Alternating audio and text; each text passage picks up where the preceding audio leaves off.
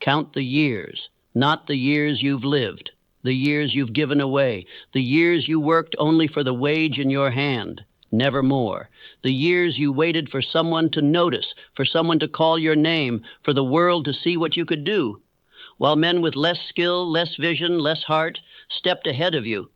Do you know why they passed you? It was not because they were better. It was not because life favored them. It was because they gave more than they were paid for. They sowed in every field they touched, and their extra seed grew crops the world could not ignore. They became too valuable to overlook, too useful to replace, too trusted to deny. The man who gives more than he is paid for gains far more than the coin in his pocket. He gains skill, because extra work sharpens every tool he owns. He gains strength, because extra responsibility builds a mind and spirit that can carry greater loads. He gains friends, because the world admires the man who serves beyond the call. He gains influence, because every act of surplus service is a silent advertisement for his worth. He gains goodwill, the kind that opens doors without knocking. He gains reputation, the quiet word passed from man to man saying, "This is the one you can count on." He gains opportunities that never appear to the one who stops at the exact measure of his pay. He gains the right to ask more, to take more, to become more, because his record already proves he can deliver it. And in time, he gains freedom. Freedom from the fear of dismissal, because his value is greater than his wage. Freedom from dependence on a single employer, because his reputation invites offers from many. Freedom from the prison of small thinking, because he has seen with his own eyes that the world pays in proportion to the service rendered, and will pay beyond proportion when the service is abundant. So yes, you may have wasted years working to the level of your pay instead of raising your pay to the level of your service. But today, that stops. Today, you will no longer ask what you can get away with giving. Today, you will give until your service stands as a monument to your worth, and the world will have no choice but to meet you on higher ground. Because here is the truth no one tells you. The man who works only for what he is paid is always paid less than he is worth. The man who gives more than he is paid for is already on the road to riches, influence, trust, and command. And if you begin this way today, you will not just catch up to the years you lost, you will pass them. You will take back the ground you surrendered, and you will do it by serving so greatly that no man alive can deny you what is yours. Stop waiting for permission. Stop asking the world to grant you what only your own hand can seize. Every moment you remain in the posture of the supplicant, you weaken your spirit and delay your reward. Life does not yield its best to those who beg. It yields to those who have given value and then stand to receive in full measure. Most men live as askers. They wish for a better life, they pray for opportunity, they envy those who have risen, yet they ignore the law that governs all gain. That law is the golden rule, applied not merely in speech, but in thought, action, and daily service. It is the law that fixes the return by the measure of what is first given. Taking, as I speak of it, is not theft. It is not grasping at what belongs to another. It is the rightful claiming of what you have earned by definite thought, definite action, and the rendering of just and abundant service. It is meeting the harvest with the tools you planted, cultivated, and guarded until it was ready to be gathered. The asker's mindset is a disease. It lives on hope of charity from others instead of creating a surplus of usefulness and character that draws reward as iron draws the magnet. The asker measures his days by what he receives, the builder by what he has given. One remains dependent, the other becomes indispensable. Giving precedes receiving. This is not sentiment, it is law. No man has risen to power without first giving more than he was paid to give, thinking more highly of others than they at first thought of him, and rendering service that was unmistakably worth more than the wage or praise he received in the moment. When you think highly of others, you plant the seed for them to think highly of you. When you render service gladly, you prepare the ground for greater opportunity. When you walk in justice toward all men, you invite justice in return. These are not hopes. They are causes, each with an effect as certain as sunrise. Consider Andrew Carnegie, who built his fortune by making others rich in opportunity, turning young men into leaders, partners, and builders. Or Henry Ford, who gave the common man a car he could afford, creating a market by serving it first. John Wanamaker built his name on fair dealing with every customer. Thomas Edison lit the homes of millions before his own name was secure in the public mind. These men did not wait to be asked for more. They gave more. They did not plead for recognition. They made themselves so useful that recognition and reward could not be withheld. They stopped asking and they started taking, not by force, but by the irresistible pull of value delivered. You must decide whether you will remain among those who ask timidly or rise among those who take boldly, with justice and merit as their claim. The world has little patience for the perpetual asker. It has every welcome for the man whose service has earned him a place at the table. From this day, speak this affirmation and make it the law of your conduct. I give first. I serve greatly. I take only what I have earned. I walk in justice toward all men. Speak it until your voice convinces your mind and your mind compels your action. This is the turning point from asking to taking, from waiting to working, from hoping to having. The golden rule is not a polite saying to be recited on special occasions. It is a law of conduct as fixed as the law of gravity, as certain as the law of cause and effect. Do unto others as you would have them do unto you. If you violate it, you will pay the price. If you obey it, the reward will follow as surely as the harvest follows the seed. Most men treat this rule as sentiment, fit for books and sermons, but not for the hard business of life. They speak it, yet think of others with suspicion. They quote it, yet deal in ways they would not wish for themselves. They keep it only when it is convenient and wonder why fortune remains out of reach. Understand this: your thoughts toward others will, in time, become their thoughts toward you. If you sow respect, you will reap respect. If you sow suspicion, you will reap suspicion. If you secretly desire another man's loss, you invite loss into your own affairs. The mind is a transmitter, and it returns to you the quality of thought you send out. A common error is to apply the rule only after others have done so.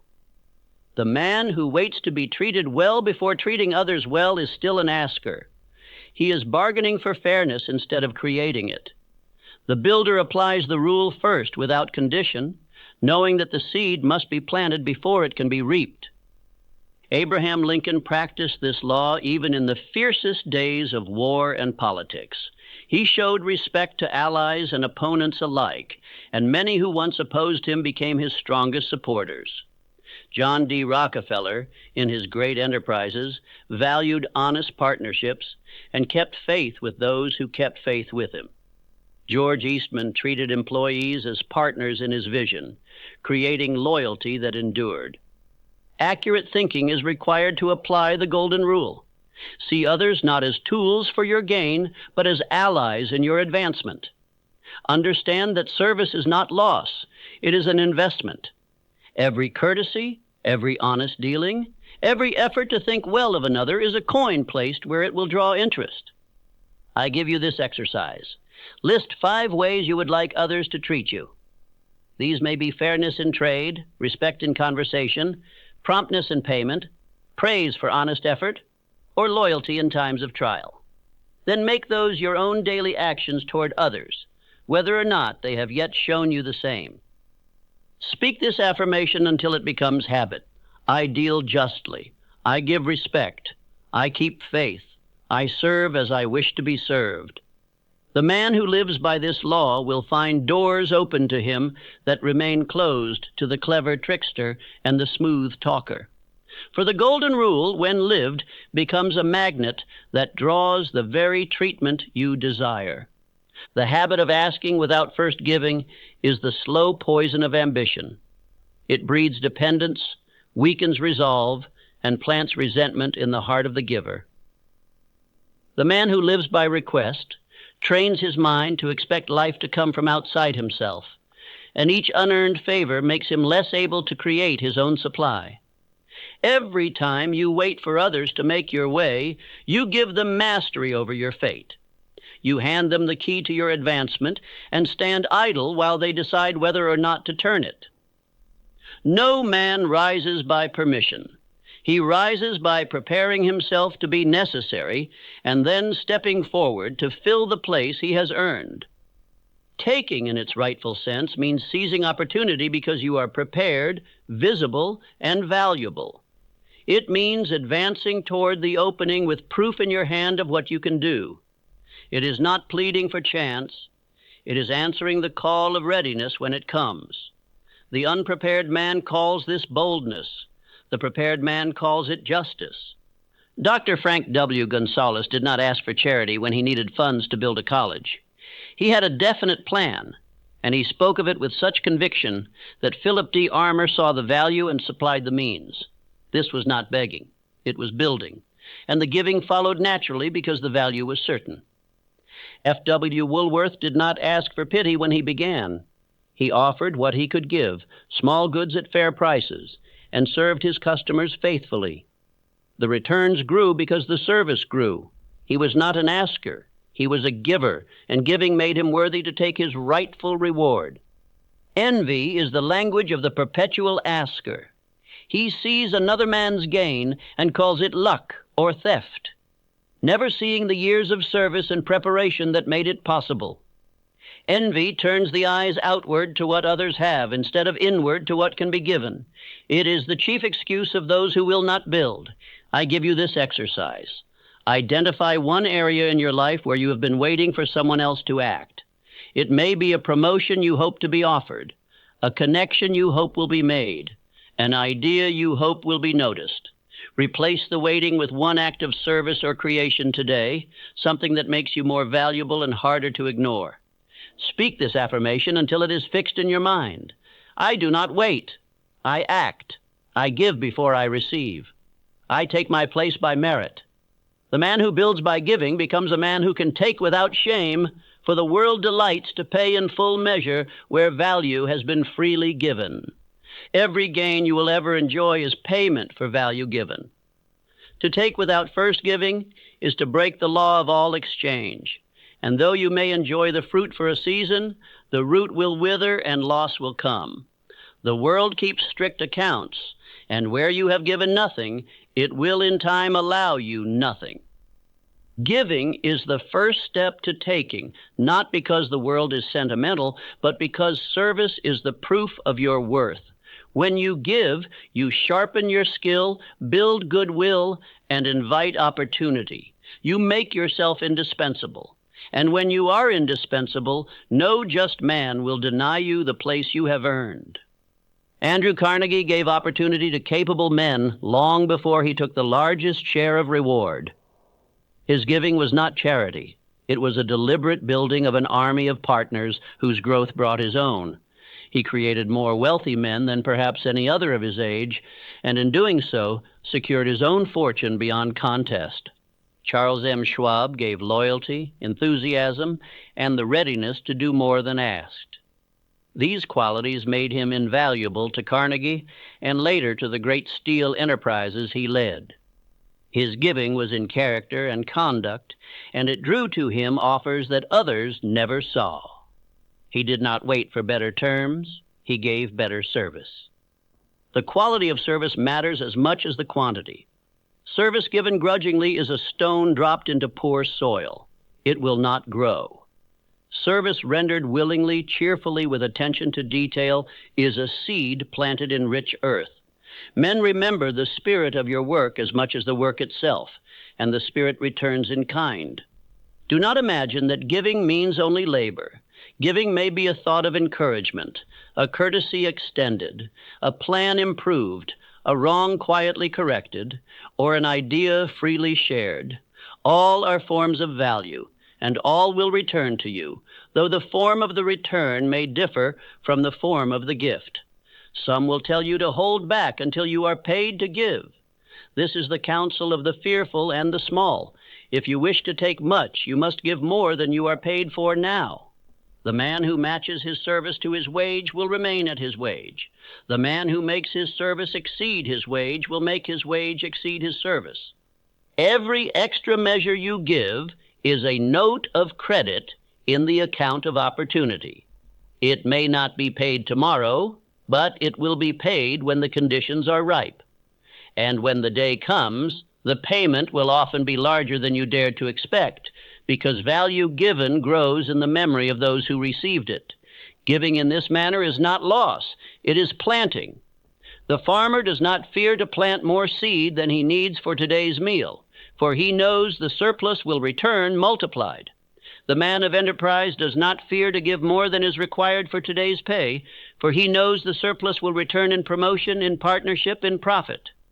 I give you this exercise. Write down 3 ways you can add more value to your current work or relationships.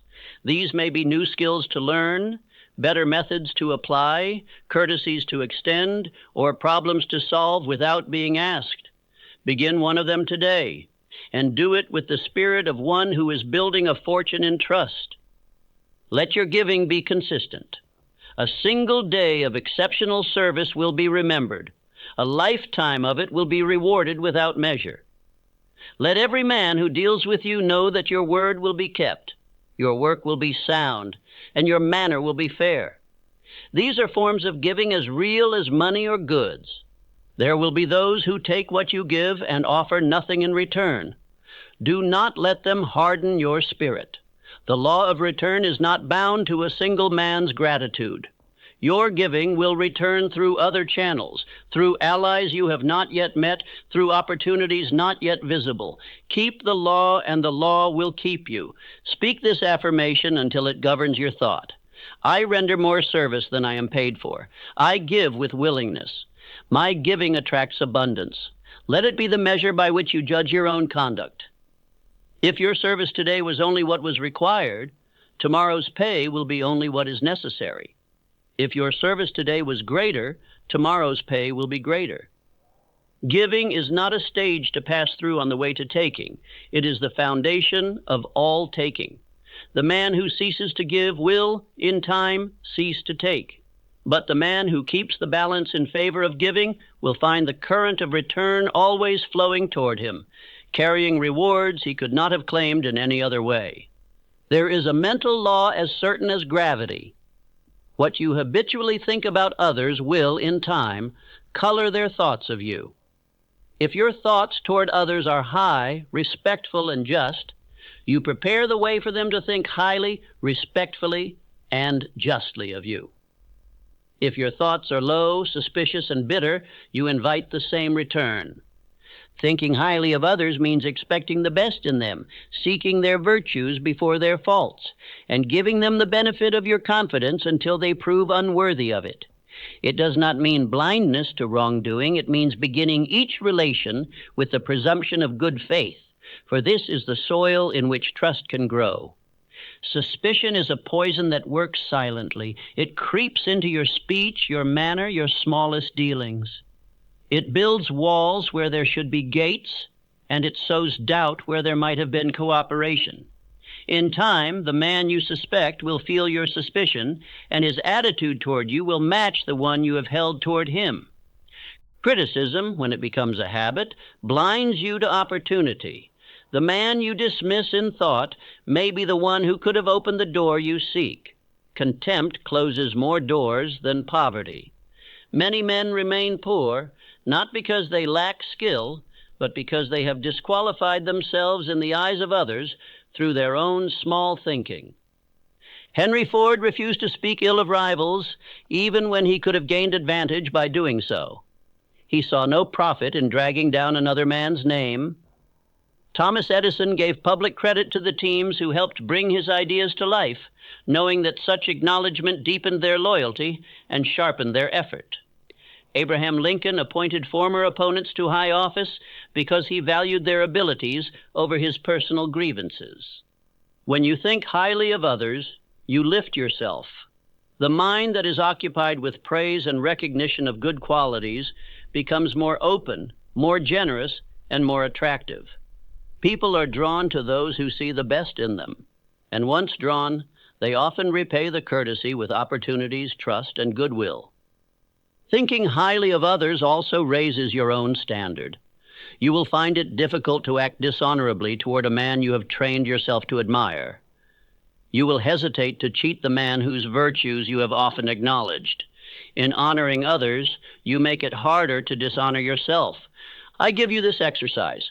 For the next 7 days, write down one quality you admire in each person you meet or work with. Speak of it when the occasion is right, without flattery or exaggeration. Watch how this changes the tone of your dealings and the responses you receive. You will notice that some who have been cold will grow warmer. Others who have been neutral will begin to regard you with respect. Even those who remain distant will carry in their minds the impression that you are fair in thought and generous in judgment. This impression will travel ahead of you, opening doors you have not yet reached. The habit of thinking highly of others must be genuine. Pretended respect is quickly detected and soon breeds distrust. You cannot mask your real opinion for long. Therefore, train your mind until respect is your natural starting point. Let it become as natural to you as breathing, and it will require no effort to sustain. This habit also protects you from one of the great wastes of attention, resentment. The man who fills his mind with grudges against others has no space left for plans, for improvement, for opportunity. By thinking highly of others, you refuse to carry the needless burden of bitterness, and your mind is left clear for the work that matters. Speak this affirmation daily until it shapes your conduct. I see the worth in others. I honor their strengths. I invite honor in return. Let it be both a guide and a guard toward how you treat others, and a guard against the petty thoughts that would lower you. When the day comes for you to take what is yours, you will find it easier if you have built a reputation for fairness and respect. Men will not resist your advancement if they have known you to think well of them and deal justly with them. Many will help you take what you have earned, seeing in your gain a reflection of your regard for them. The world does not cheer the man who reaches the top by treading on every other man along the way. It does cheer the man who climbs while giving respect and encouragement to others, for his rise feels like a gain for all.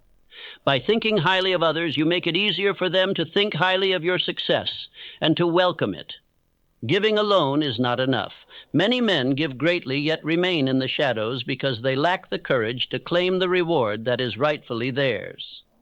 They work, they serve, they contribute beyond their pay, and then they step back, allowing others with more daring to take the position, the profit, or the recognition.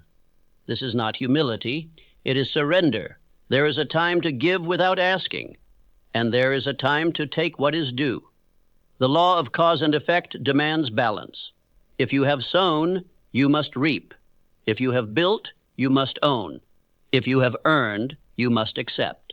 To refuse the harvest you have worked for is to break the law as surely as if you had tried to harvest without sowing. The fear that stops men from claiming what they have earned is often the fear of criticism. They worry that others will say they are arrogant, greedy, or undeserving. But the truth is that the world rarely gives to those who do not ask, and never to those who refuse to take. Those who shrink back invite the bold to step forward and take their place. Decision is the first key to claiming what is yours. Decide that you will not leave your fate in the hands of chance or in the pockets of others.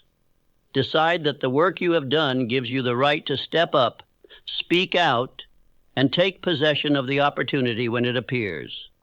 Without decision, the moment will pass, and the reward will go to another. Persistence is the second key. Even after you step forward, there may be delay, resistance, or opposition. Many men make a single attempt and retreat when met with difficulty. The persistent man presses on, reminding himself that the same courage that brought him this far will carry him through. He does not step back until the prize is in his hands. Thomas Edison gave to the world through countless inventions, but when others tried to steal his work, he defended his patents fiercely. His giving did not mean surrendering his rights. It meant guarding them so that he could continue to create. Andrew Carnegie did not apologize for taking control of opportunities he had built through years of strategic service. George Eastman expanded boldly once his photographic system was perfected, claiming markets he had prepared through his own foresight and labor. You must train yourself to recognize the moment to claim what is yours. The signs are clear. You have prepared thoroughly. You have given more than you were paid for, and the opportunity now stands open. At such a moment, hesitation is defeat. The man who waits for an invitation will watch another man walk through the door. There is a difference between claiming what you have earned and taking what is not yours. One is justice, the other is theft. Justice demands that you do not shrink from your rights any more than you would deny another man his. It demands that you stand firm when the time comes, not because you are grasping, but because you are fair to yourself, to your work, and to the law that governs reward. I give you this exercise. Identify one reward, opportunity, or recognition you have earned but not claimed. It may be a pay increase you have justified through performance, a position you are qualified to hold, a client you have the ability to serve, or a project you have the right to lead. Take one definite step toward it today. Ask, apply, present, or act. You will feel resistance from within. That resistance is the voice of old habit, the habit of waiting for permission. Ignore it. Replace it with the habit of claiming by acting in spite of the discomfort. Each time you do this, the fear will grow weaker, and your ability to claim what is yours will grow stronger. Affirm this daily. I claim what I have earned. I take my place without apology. I stand for the value I have given. I persist until I receive what is mine. Say it aloud, and then take at least one action that proves you mean it. Words without action are noise. Words followed by action are power. Remember, life respects the man who respects himself enough to demand fairness. If you give and do not claim, the world will assume you need nothing more. If you give and claim, the world will respect your balance of service and reward. In time, you will be sought after, not only for your skill, but for your courage to stand by it. The day you learn to take what is yours is the day you stop watching others live the life you could have had. You will no longer be the man who applauds from the crowd. You will be the man who stands on the stage of his own achievements. And you will have earned every step to that place by the value you gave first. All lasting success rests on mutual benefit. Every enduring fortune, every strong partnership, every enterprise that lives beyond its founder is built on this truth. The transaction must leave both sides richer in some way. If one side gains while the other loses, the gain will be short-lived, for injustice carries within it the seed of its own destruction. The man who takes without giving may enjoy his advantage for a moment, but the trust he has broken will close future doors. Men will not deal twice with one who has left them poorer in spirit or in purse. The man who gives without taking will win praise for his generosity, but he will weaken himself by draining his resources without replenishment. Balance is the key. Mutual benefit is not a polite ideal. It is the most practical foundation you can build on. It creates allies instead of adversaries, loyal customers instead of one-time buyers, partners who work for your gain because they know their own gain is tied to it. This is the law in commerce, in leadership, in friendship, and in life. John D. Rockefeller was often criticized by those who misunderstood his methods, but those who dealt closely with him knew he structured agreements so that both he and his partners profited. It was this habit that built networks of cooperation that spanned industries and lasted decades. John Wanamaker built his mercantile empire by ensuring customers felt they had gained in every purchase. He was not content to take their money. He wanted them to feel they had received more in value than they had given in price. This principle brought them back again and again and turned his name into a guarantee of fairness. The law of mutual benefit applies to labor as well. The employer who pays less than the service is worth will lose his best men to fairer hands. The worker who gives less than he is paid for will lose his position to one who delivers more. Both sides must profit, or both sides will eventually suffer. This principle also governs reputation. When men know that dealing with you leaves them better than before, your name will travel ahead of you, opening opportunities without your asking. But if they leave feeling diminished, your name will close doors before you arrive. Your reputation is the compound interest of mutual benefit. To apply this law, examine every relationship, every transaction, every agreement you hold. Ask yourself, is the other side gaining as I gain? If the answer is no, find a way to increase their benefit. This is not charity. It is the soundest form of self-interest, for it ensures the relationship will endure and grow. I give you this exercise. Review your current dealings, business, personal, and social. For each, write down the value you give and the value you receive. If the giving outweighs the receiving, find where you must claim more. If the receiving outweighs the giving, find where you must add more value. Adjust until balance is restored. Affirm this daily. I seek mutual gain. I give and take in balance. I build prosperity that endures. Let this guide your decisions, for it will keep your gains clean and your opportunities constant. When both sides profit, they will work to protect and expand the relationship. When both sides are satisfied, they will speak well of each other in public and in private. And in time, the circle of mutual benefit will grow so wide that your name will be linked not only with success, but with fairness and trust. Remember, your aim is not to win at another's expense. It is to create a condition in which all involved rise together. In such a condition, success becomes self-sustaining. You will no longer have to ask for the next opportunity. It will be offered, because those who have gained with you will want to gain with you again. This is the law of mutual benefit in action. Build by it, and you will find that every transaction leaves behind not just profit, but allies. And the man with allies is the man who can take boldly, knowing that he has given well. You now stand at the crossing point between the old life and the new.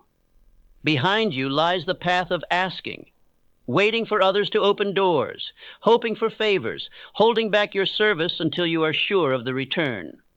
Before you lies the road of taking, not by force or deceit, but by justice, readiness, and the proof of value given first. Every principle we have spoken of leads to this moment. You have learned that giving is the seed and taking is the harvest. You have learned that the golden rule is the law that governs all fair exchange, that thinking highly of others invites them to think highly of you, that mutual benefit binds men together in lasting gain, and that the courage to claim what is yours must stand beside the habit of rendering more than you are paid for. You must now unite these into a single rhythm. Give first, give greatly, give with cheer, and then take without apology what your giving has earned. This is not the way of the timid. It is the way of the builder, the leader, the man who directs his own fate. It demands that you stop measuring your service against today's pay and start measuring it against tomorrow's reward. Understand that drift will try to return. The habit of waiting, of softening your claim, of letting others pass ahead, will call to you when the moment comes to act.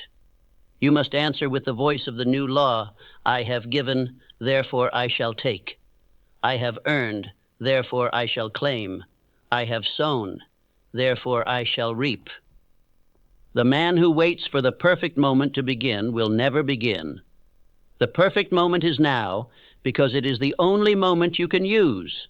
If you wait until you feel fully ready, you will watch the bold man take the place you could have held. Readiness grows in the act, not in the delay. For the next 30 days, make this your march. Each morning, perform one act of service for which you are not yet paid. It may be in your work, in your home, in your dealings. Anywhere you can add value without being asked. This is the seed. In the same morning, think one respectful thought of another, and where fitting, speak it aloud. This is the soil in which the seed will grow. Before the day ends, claim one rightful opportunity.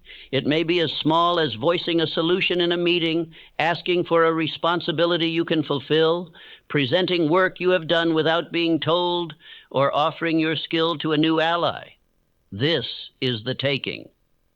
These 3 acts, give, think highly, claim, are the steps of the march. You will find that the first days feel awkward. Old habits will whisper, "You are giving too much. You are speaking too well of others. You are too forward in taking." Ignore them. These are the voices of the man you were, not the man you are becoming.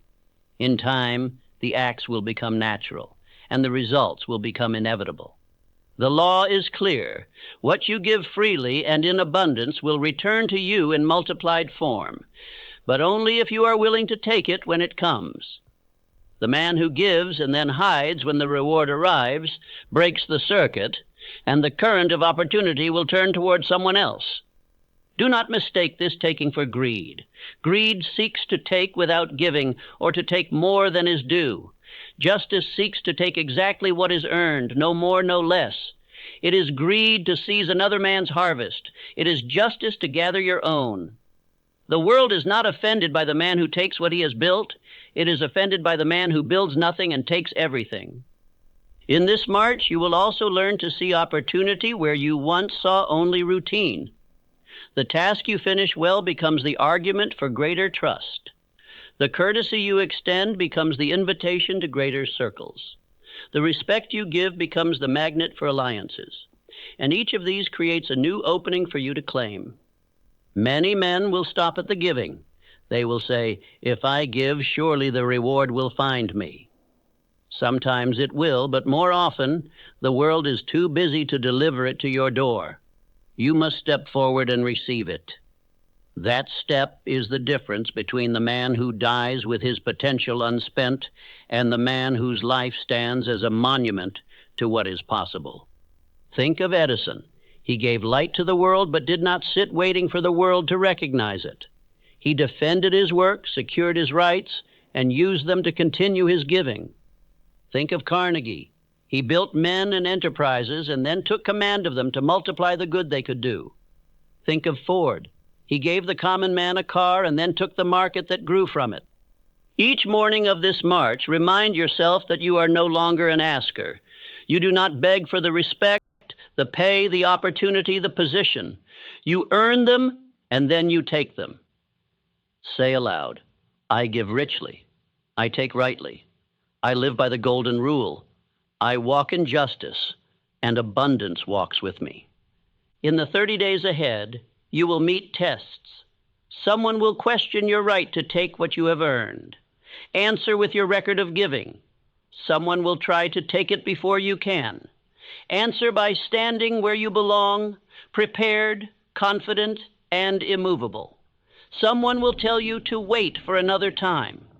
Answer by taking the time you have and using it. By the end of the 30 days, you will feel the change. The fear of stepping forward will have faded. The habit of giving first will be set. The respect for others will be in your thought and on your tongue. The instinct to claim your own will be sharper than hesitation. You will be a man who no longer waits for life to hand him his share. He takes it because he has given the world cause to give it to him. From then on, you must keep the rhythm. Give daily. Think highly daily. Claim daily. These are not steps to use for a month and forget. They are the permanent march of the man who governs his own destiny. If you stop, drift will return, and you will find yourself again at the mercy of others' will. The greatest gain of this march will not be the rewards you take, though they will be many. It will be the transformation of your own mind, from one that looks outward for permission to one that looks inward for decision. That mind will never again be satisfied to sit idle while another man claims the prize. When you look back on your life, let it be said that you were a man who gave without measure, who respected without condition, who claimed without fear, and who left the world richer than he found it.